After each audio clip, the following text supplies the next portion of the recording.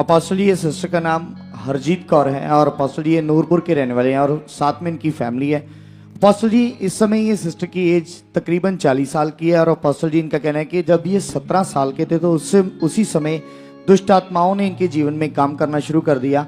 और अपोस्टल जी 17 साल की उम्र में इनका कहना है कि एक ही बार इनको पीरियड्स आए थे अपोस्टल जी। उसके बाद अपोस्टल जी अचानक इनको चिकन पॉक्स हो गया और उसके बाद अपोस्टल जी पूरी बॉडी के ऊपर इतने ज़्यादा जैसे पानी वाले होते हैं दाने वो बन गए अपोस्टल जी। और जिसकी वजह से एक हफ्ते तक ये कपड़े भी नहीं पहन पाए, बिना कपड़ों के परिवार ने इनको चद्दर डालकर रखा था उन दिनों में अपोस्टल जी, जिसकी वजह से इनकी बॉडी में इतना साइड इफेक्ट हुआ उसका कि अपोस्टल जी उसके बाद इनको पीरियड्स नहीं कभी आए और जिसकी वजह से अपोस्टल जी इतना ज़्यादा ये परेशान थे। उसी समय अपोस्टल जी रात को सोते समय इनको दुष्ट आत्माएं दब्बे डालती थी और दुष्ट आत्माएं खुली आंखों से भी नजर आती थी।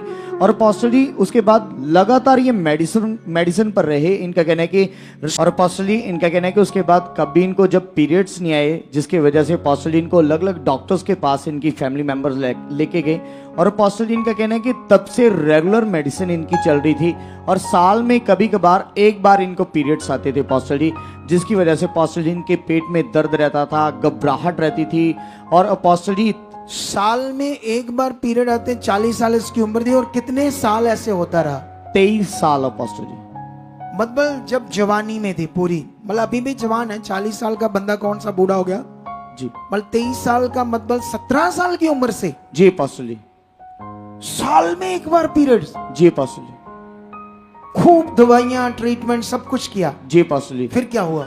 और इनका कहना है कि इनकी फैमिली जहां भी कहीं कोई बताता था डॉक्टर के बारे में वहीं पे लेके जाते थे अपोस्टल जी। हाँ। फिर अपोस्टल जी इनका कहना है कि ये पूरी तरह से स्लिम थे लेकिन इन्हीं पीरियड्स की प्रॉब्लम की वजह से हाँ, वो हो जाएगा, मोटापा आ जाएगा ना जी अपोस्टल जी, पीरियड्स प्रॉब्लम के कारण। अच्छा फिर अपोस्टल जी इनका कहना है कि इसी दौरान अपोस्टल जी इनकी शादी भी हो गई। तब अपोस्टल जी इनका कहना है कि कई बार बीच में एक आ जाते थे पीरियड्स लेकिन तब भी ये मेडिसिन के ऊपर थे अपोस्टल जी, इतना ज्यादा ये परेशान थे। इनके पति भी इनको लेकर अलग अलग जगहों पे लेके जाते रहे अपोस्टल जी, लेकिन तब भी कोई रिजल्ट नहीं मिला अपोस्टल जी। इनका कहना है कि इतनी ज्यादा इनके घर में इन्हीं बीमारियों के कारण प्रॉब्लम्स इतनी ज्यादा बढ़ गई थी कि अपोस्टल जी इनका कहना है कि कई बार तो घर में सिलेंडर तक खत्म हो जाता था अपोस्टल जी। और जो कूड़ा करकट वाली जगह होती है अपोस्टल जी, जैसे पंजाबी में रूड़ियां बोलते हैं अपोस्टल जी, वहां से ओपले उठाकर या किसी ने जिनके घर में पशु होते थे अपोस्टल जी वहां से चोरी चुरा कर अपोस्टल जी ओपले ये आप मतलब इतनी गरीबी थी सिलेंडर तक नहीं होता था घर में। जी अपोस्टल, वो जो उपले समझते ना, पाथियां पंजाबी च बोल दी, वो भी किसी की रूढ़ी के ऊपर से उठाकर फिर थोड़ा बहुत खाना बनाना। जी अपोस्टल। अच्छा फिर ऐसे करके अपोस्टल जी इनकी काफी ज्यादा कंडीशन खराब हो चुकी थी और अपोस्टल जी इनका कहना है कि तब 2016 में इनको किसी ने प्रभु के बारे में बताया और अपोस्टल जी वफादारी के साथ चर्च में जाना शुरू कर दिया इन्होंने। हाँ। और अपोस्टल जी इनका कहना है कि जब इनके चर्च में नाइट प्रेयर होती थी तो अपोस्टल जी ये रेगुलर 9 बजे से प्रार्थना में बैठ जाते थे और शाम को सुबह 5-6 बजे तक रेगुलर प्रेयर में रहते थे अपोस्टल जी। अच्छा, मतलब जब नाइट प्रेयर होती थी आपके चर्च में, सुबह रात को 9 बजे शुरू होती थी, सुबह 5 बजे तक चलती थी? जानसी पापा जी। तू कर लेती थी पूरी रात? हाँ जी पापा, ਅਸੀਂ ਆਪਣੇ ਘਰ ਚੋਂ ਨਿਕਲ ਜਾਂਦੇ ਹੁੰਦੇ ਸੀ ਤੇ 9 ਵਜੇ ਕਿਸੇ ਵਾਰੀ ਜਾ ਕੇ ਅਸੀਂ ਪਹੁੰਚ ਜਾਣਾ ਤੇ ਮਤਲਬ ਜੋ ਸਾਡੇ ਅਗਵੇ ਹੁੰਦੇ ਸੀ ਉਹ ਵੀ नीचे जाके सौ जाते, पर मैं नहीं सी सोती, मैं लगातार प्रे करती होती। ये नई बात सीखने को मिल गई। अच्छा, अगुए भी सो जाते थे नीचे जाकर, लेकिन आप फिर भी 5 बजे तक प्रेयर करती रहती थी? जी पापा जी। अच्छा फिर क्या हुआ, फिर बताओ। फिर अपोस्टल जी इनका कहना है कि लगातार फास्टिंग में रहते थे ताकि मेरे घर के हालात बदले, मेरी बॉडी के जो प्रॉब्लम है वो खत्म हो जाए। लेकिन अपोस्टल जी ना तो घर के हालात बदले ना इनकी बॉडी से प्रॉब्लम गई अपोस्टल जी। रेगुलर अपोस्टल जी वफादारी के साथ मीटिंग में जाते थे अपोस्टल जी, लेकिन कोई इनको रिजल्ट नहीं मिल रहा था अपोस्टल जी। और फिर उसके बाद अपोस्टल जी इनका कहना है कि कई बार उसके बाद सुखपारणा मिनिस्ट्री की गुड न्यूज इनको मिली कि वहां पे जाओ आपका जीवन बदल जाएगा। लेकिन अपोस्टल जी इनका कहना है कि मैं वफादार थी अपने अगुओं के साथ, चर्च के साथ, कि मैंने वहां पे नहीं जाना, जहां पे मैं चुनी गई हूं वहीं पे रहना है। लेकिन अपोस्टल जी सब कुछ करने के बावजूद भी इनके जीवन में कोई रिजल्ट नहीं आ रहा था। और अपोस्टल जी कैसे तैसे करके इनका कहना है कि कर्जा उठाकर इन्होंने अपने पति को बाहर भेजा दुबई में। और अपोस्टल जी तब कुछ जाकर हालात घर के सही हुए, लेकिन अपोस्टल जी एक 4 लाख का कर्जा था जो अपोस्टल जी 7 साल से खत्म नहीं हो रहा था। अपोस्टल जी कई बार इन्होंने उतारने की कोशिश की लेकिन वो उतर नहीं पा रहा था। अपोस्टल जी इतना ज्यादा कंडीशन इनकी खराब थी। और साथ में अपोस्टल जी इनका कहना है कि इनके पति के उधर दुबई में ही अपोस्टल जी एक बार रीढ़ की हड्डी में ऐसी चोट लगी जिसकी वजह से इतना ज्यादा दर्द था कि 15 दिन तक काम में नहीं गए। और अपोस्टल जी वॉशरूम भी वहां के रूममेट लेके जाते थे इनके हस्बैंड को, कोई कामकाज नहीं हो पाता था। अपोस्टल जी सीधे लेटे रहते थे, इतनी ज्यादा दिक्कत थी। लेकिन उन दिनों में अपोस्टल जी इन्होंने सुखपारणा मिनिस्ट्री की ऑनलाइन वीडियो देखी और अपोस्टल जी आपके द्वारा जो मास प्रेयर हो रही थी ये भाई ने वहीं पे वचन को रिसीव किया और वहीं पे अपोस्टल जी उसी दिन ये छुए गए और उसी दिन से ये फ्री हो गए। अपोस्टल जी रीढ़ की हड्डी से इतना बुरा हाल था जी अपोस्टल जी। तो इसकी जो बीमारी थी पीरियड्स की, फिर उसके बाद अपोस्टल जी इनका कहना है कि फिर ये सिस्टर का भी मन बना। पहले तो इनकी मायके फैमिली बहुत बार इनको बोलते थे कि आप सुखपारणा मिनिस्ट्री में जाओ, लेकिन अपोस्टल जी ये सीधा सीधा मना करते थे कि मैंने वहां पे नहीं जाना।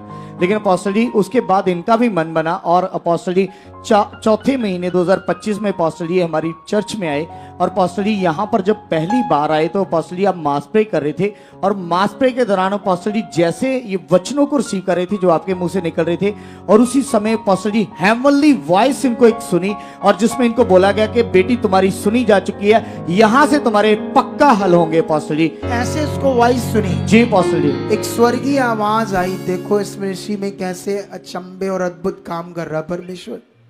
इन दिनों में हम कई ऐसी बातें सुन रहे हैं और जब ऐसी बातें बढ़ने वाली, तगड़े काम होने वाले, तो दुष्ट भी अपनी जुक्तियों को बनाने की कोशिश करता है लोगों की जिंदगी में। अच्छा फिर अपोस्टल जी इनका कहना है कि उसी दिन से जब इन्होंने उस वॉइस को सुना, आपके मुंह से वर्ड्स को रिसीव किया, उसी दिन से अपोस्टल जी जो इतनी देर से पीरियड्स बंद थे उसी दिन से खुल के आ रहे हैं अपोस्टल जी, और उसी दिन से ये सिस्टर फ्री हैं। देख लो, उस दिन के बाद पीरियड्स सिस्टम नॉर्मल हो गया। परमेश्वर ने अपनी पावर को प्रकट करके वो प्रॉब्लम को दूर कर दिया। और अपोस्टल जी उसके बाद जब भी आपके मुंह से अपोस्टल जी मास प्रेयर होती है, ये इतने बड़े मन से रिसीव करते हैं कि उसमें इनको हेवनली वॉइस उसी समय सुनाई देती है। देख लो, स्वर्गीय आवाजें सुनाई देती इनको, इतने बड़े मन से रिसीव करते। सोचने वाली बात है कि सही शिक्षा, सही फेथ, ये बड़ा मेन विषय है। ये रात को 9 बजे से लेकर 5 बजे तक प्रेयर करती थी, उपवास करती थी। सेवक साहब सो जाते थे लेकिन ये फिर भी बैठी रहती थी ताकि मेरा भला हो। लेकिन सही नियम, सही फेथ बड़ा करता है। कितनों को बात समझ आ रही जो हम आपको दे रहे कंटिन्यू? लेकिन अभी बताओ। अपोस्टल जी जो उसके बाद 4 लाख का कर्जा था, अपोस्टल जी 7 साल से उतर नहीं पा रहा था। फिर अपोस्टल जी जैसे आपके मुंह से घोषणा आई कि 21 दिन की प्रार्थना है इस मिनिस्ट्री में, अपोस्टल जी उसी समय इन्होंने 21 दिन की प्रार्थना को अटेंड किया। और अपोस्टल जी इनका कहना है कि इन 21 दिन की प्रार्थना को अटेंड करने के बाद परमेश्वर ने इनके लिए इतना जबरदस्त रास्ता खोला कि अपोस्टल जी वो 4 लाख का इंतजाम हुआ और अपोस्टल जी इनका कर्जा उतर चुका है।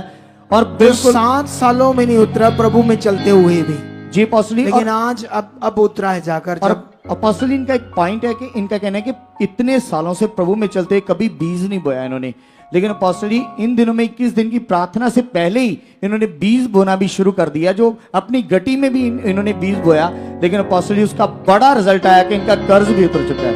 ये देख लो खुदा की, ये बड़ा विषय है। इस बड़ी गवाही के लिए तारीफ करो यीशु मसीह के नाम से। अब देखो, प्रभु में ये अच्छी थी, बहुत दिल रखती थी, वफादार भी थी, लेकिन सही नियम आपकी जिंदगी में होना बड़ा जरूरी। जब पवित्र आत्मा का प्रबंध ये बातें आपको बता रहे, जिससे आज आपको बहुत सारी चीजें समझ आई है। लेकिन ये वचन भजन संहिता 32:8, मैं तुझे बुद्धि दूंगा और जिस मार्ग से मैं तुझे चलना होगा उसमें तेरी अगुवाई करूंगा और मैं तुझ पर कृपा दृष्टि रखूंगा और सम्मति दिया करूंगा।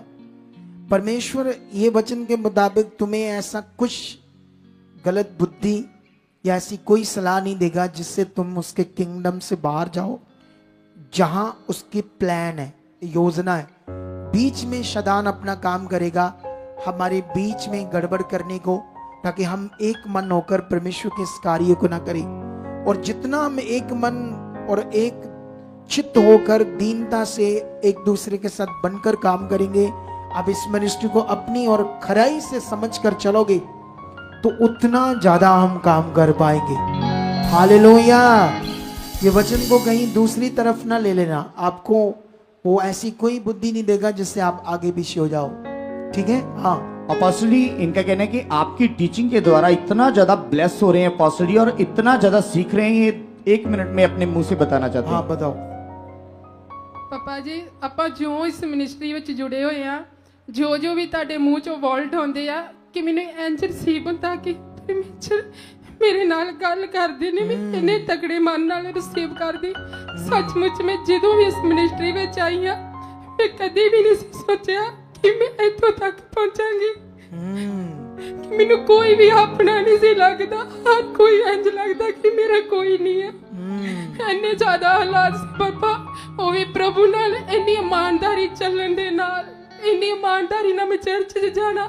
ਕਿਸੇ ਵੇਲੇ ਪੈਸਾ ਨਾ ਵੀ ਹੋਣਾ, ਮੈਂ ਆਪਣੇ ਘਰ ਵਿੱਚੋਂ ਕੋਈ ਲੋਹਾ ਕੋਈ ਚੀਜ਼ ਲੱਭ ਕੇ ਉਹਨੂੰ ਵੇਚਣਾ, ਮੈਂ ਚਰਚ ਵਾਸਤੇ ਕਿਰਾਇਆ ਪੈਦਾ ਕਰਕੇ ਫਿਰ ਮੈਂ ਚਰਚ 'ਚ ਜਾਣਾ, ਕਿਉਂਕਿ ਮੈਂ ਪ੍ਰਭੂ ਤੋਂ ਬਿਨਾਂ ਰਹਿ ਹੀ ਨਹੀਂ ਸੀ ਸਕਦੀ। ਕਿਉਂਕਿ ਮੈਂ ਯਿਸੂ ਨੂੰ ਜਾਣ ਲਿਆ ਸੀ, ਮੈਂ ਪ੍ਰਭੂ ਨੂੰ ਜਾਣ ਲਿਆ ਸੀ ਕਿ ਉਹੀ ਮੁਕਤੀ ਦਾਤਾ ਆ, ਉਹੀ ਮੁਕਤੀ ਪਰਮੇਸ਼ਰ, ਔਰ ਤੋਂ ਬਿਨਾਂ ਕੋਈ ਪਰਮੇਸ਼ਰ ਹੋ ਹੀ ਨਹੀਂ ਸਕਦਾ। ਇੰਨੇ ਵੀ ਹਾਲਾਤ ਪਾਪਾ ਰਹੇ, ਪਰ ਕਿਸੇ ਦੇ ਅੱਗੇ ਨਾ ਮੈਂ ਸਿਰ ਝੁਕਾਇਆ, ਨਾ ਮੈਂ ਕਿਸੇ ਦੇ ਕੋਲ ਗਈ, ਨਾ ਕਿਸੇ ਦੀ ਬਾਤ ਨੂੰ ਮਾਨਾ। ਪਾਪਾ ਇੰਨੇ ਵੀ ਹਾਲਾਤ ਰਹੇ, ਮੈਂ ਆਪਣੇ ਅੰਦਰ ਜਿੰਨੇ ਵੀ ਮਰਜ਼ੀ ਸਾਡੇ ਤੇ ਤੰਗੀ ਨਸੀਬਤ ਸੀ, ਬੱਚੇ ਵੀ ਸਾਡੇ ਖੁਦਾ ਨੇ ਇੰਨੇ ਲੈ ਕੇ ਦਿੱਤੇ, ਕਿਸੇ ਦੇ ਸਾਹਮਣੇ ਅਸੀਂ ਮਾੜੇ ਆਪਣੇ ਸ਼ਬਦ ਨਹੀਂ ਸੀ ਬੋਲੇ ਕਿ ਸਾਡੇ ਤੋਂ ਕੁਝ ਹੈਗਾ ਹੀ ਨਹੀਂ। ਕਿਸੇ ਨੇ ਪੁੱਛਣਾ ਵੀ, ਅਸੀਂ ਕਹਿਣਾ ਪਰਮੇਸ਼ਰ ਨੇ ਸਾਨੂੰ ਬਹੁਤ ਬਲੈਸ ਕੀਤਾ, ਬਹੁਤ ਦਿੱਤਾ। ਅਸੀਂ ਕਦੀ ਵੀ ਅੰਗੀਕਾਰ ਆਪਣੇ ਪਰਮੇਸ਼ਰ ਦੀ ਕਦੀ ਵੀ ਕਿਸੇ ਤੋਂ ਅਨਿੰਦਿਆ ਨਹੀਂ ਸੀ ਕਰਵਾਈ। वाह, देख लो, हालात में रहकर भी दुनिया के सामने परमेश्वर की निंदा नहीं करवाई, लेकिन इसीलिए परमेश्वर इसको यहां लेकर आए। क्यों वो लेकर आया यहां? वही इसका काम कर देता, वही इसको ब्लेस कर देता, लेकिन उसका लॉ जो मैं समझा रहा हूं, कई लोग इतना ये लॉ समझ रहे हैं लेकिन इस लॉ को पकड़ नहीं रहे, बीच में बुद्धि लगा रहे हैं अपनी। जो लॉ परमेश्वर के मैं समझा रहा हूं, कॉन्टिन्यू आपको सारी जो कॉन्टिन्यू चीजें शिक्षाएं दे रहा है, इसमें इतनी ताकत है, इतनी जबरदस्त गवाहियां बनेगी, इतना जबरदस्त आप आगे जाओगे आप सोच भी नहीं सकते, लेकिन आपको पकड़ना होगा।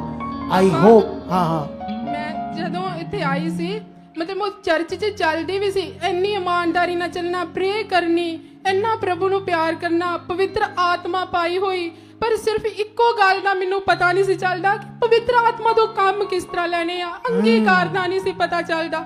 ਜਦੋਂ ਮੈਂ ਇਸ ਭਵਨ ਵਿੱਚ ਆਈ, ਮੇਰੀਆਂ ਤੋਂ ਅੱਖਾਂ ਹੀ ਖੁੱਲ ਗਈਆਂ ਕਿ ਪਰਮੇਸ਼ਰ ਕੌਣ ਆ, ਪਰਮੇਸ਼ਰ ਕਿਵੇਂ ਕੰਮ करता है। देख लो, लेकिन कुछ लोग इतनी बड़ी मिनिस्ट्री में आकर भी कभी कभी वो बातों को अच्छे से पकड़ नहीं पा रहे।